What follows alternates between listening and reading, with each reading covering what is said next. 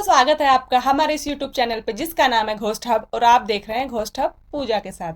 चलो बढ़ते हैं आज की कहानी की ओर। मेरा नाम राजेश है और आज मैं जो आपको कहानी बताने जा रहा हूँ ये कहानी मेरी खुद की कहानी है। जब मैं 12वीं कक्षा का छात्र था और अब मैंने ग्रेजुएशन कर ली है। तो दोस्तों होता क्या है कि मेरे घर में हम खाना खा रहे थे और किसी बात को लेकर हमारे घर में तू मैं हो गई थी। तो फिर मैं थोड़ा सा गुस्से वाला था, मैं थोड़ा चिड़चिड़ा स्वभाव का हूँ। तो मैंने क्या किया, मैंने खाना छोड़ दिया कि मुझे खाना नहीं खाना है। और मम्मी पापा समझा रहे थे बेटा खाना खा ले, जाने दो कोई बात नहीं। किसी बात को हो गई थी मच तो मैंने गुस्सा आ गया तो मैंने क्या किया, खाना वाना सब छोड़ दिया और मैं घर से निकल गया। और मेरा गुस्सा इतना चिड़चिड़ा था कि बस अब मैं सोच रहा था कि मैं अब बस कहीं चला जाऊँ, कहीं थोड़ी देर के लिए कहीं निकल जाऊँ। तो दोस्तों होता क्या है कि मैं जाता हूँ अपने एक दोस्त के घर पे, चलो उससे मिलता हूँ, थोड़ा दिमाग शांत करता हूँ। तो जो मेरा जो दोस्त था वो था लाइन के, जो लाइन की पटरियाँ हैं उसके उस साइड रहता था। तो दोस्तों होता क्या है कि मैं अब निकलता हूँ घर से गुस्से में और मैं सोचता हूँ कि मेरा जो जिगरी दोस्त उससे जाके मिलता हूँ, उसके साथ थोड़ा बैठूँगा तो मेरा गुस्सा थोड़ा शांत हो जाएगा। तो ज़्यादा टाइम नहीं हुआ था, जैसे 8 साढ़े 8 का ही समय था। तो मैं निकला घर से गुस्से में। मम्मी पापा को सबको लग रहा था पता नहीं कहीं कुछ कर ना ले, तो वो भी मेरे पीछे पीछे आ रहे थे। तो दोस्तों मैंने देखा कि ये मेरे घर वाले मेरे पीछे पीछे, तो मैंने अपनी रफ्तार बढ़ाई और मैं गुस्से में घर से निकल गया। तो अब मैं पहुंचा पटरियों पर। जैसे ही मैं पटरियों पे पहुंचा तो मुझे एक आवाज़ आई, कहाँ जा रहे हो?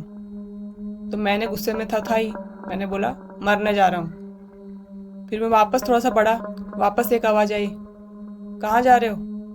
तो फिर मैंने कहा मरने जा रहा हूँ। और फिर मैं थोड़ा सा आगे बढ़ा और फिर से आवाज़ आई, कहाँ जा रहे हो? फिर मैंने कहा मरने जा रहा हूँ, तू भी आ रहा है? तो दोस्तों इतने में मैंने जब पीछे मुड़ के देखा, मुझे लगा मेरे परिवार में से ही कोई मेरे जान पहचान वाला है जो मुझे बोल रहा है। लेकिन जैसे ही मैंने पीछे देखा, पीछे कोई नहीं था। अब मैंने चारों तरफ देखा कि ये आवाज़ किसकी थी, पर मुझे कोई भी दिखाई नहीं दे रहा था। अब थोड़े ही कुछ ही पलों में दोस्तों मेरे साथ क्या हुआ कि जैसे मुझे बहुत सारे लोगों ने पकड़ लिया हो, पकड़ के और मुझे लाइन की पटरियों पे लिटा दिया गया। अब मैं वहाँ से उठने की कोशिश कर रहा हूँ, लाइन की पटरियों पे मैं लेट चुका हूँ और मैं वहाँ पे उठने की कोशिश कर रहा हूँ, लेकिन मैं बिल्कुल भी उठ नहीं पा रहा हूँ और मैं चिल्लाए जा रहा हूँ बचाओ बचाओ बचाओ।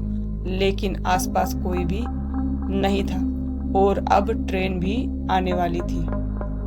अब दोस्तों क्या होता है कि एक दो जो जन है उधर से जो गुजर रहे थे उन्होंने मेरी आवाज़ सुनी। कुछ देर के बाद वहाँ से कोई क्रॉसिंग करने वाले होंगे, अब वो मेरे पास आते हैं और मुझे उठाने की कोशिश करते हैं। लेकिन दोस्तों वो 2-3 जन थे और मैं अकेला, फिर भी वो मुझे उठा नहीं पा रहे थे।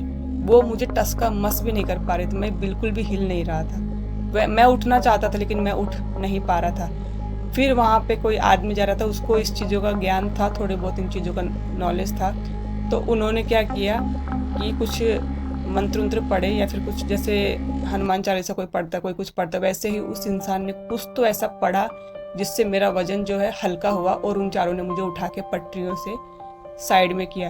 फिर मुझे हमारे गांव में एक मौलाना साहब थे, वहाँ पे मुझे दिखाया गया और मुझे ताबीज पहनाया गया। तभी उन्होंने कहा कि तुम्हें उनको जवाब नहीं देना चाहिए था, तुमने उन सबकी हाँ में हाँ भर दी और उन सबको भी बोला कि तुम भी चलोगे, मरने जा रहा हूँ तुम भी चलोगे।